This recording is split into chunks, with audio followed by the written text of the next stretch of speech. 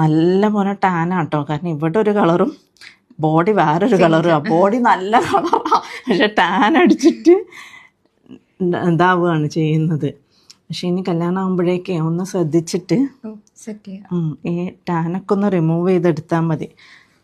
നല്ല സ്കിന്ന് നല്ല അടിപൊളി സ്കിന്നാണ്. ടാൻ അടിച്ചൊന്ന് സൺസ്ക്രീൻ യൂസ് ചെയ്യല്ല.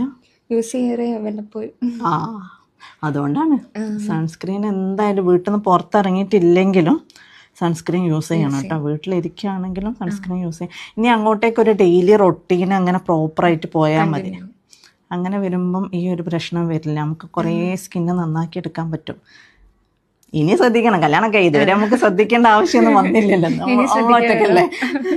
ഇനി അങ്ങോട്ടേക്ക് കുറച്ചും കൂടിയൊക്കെ ഒന്ന് ശ്രദ്ധിച്ചു കഴിഞ്ഞാൽ കല്യാണം വരുമ്പോഴേക്കും ആളെ മാറിയെടുക്കാൻ പറ്റും.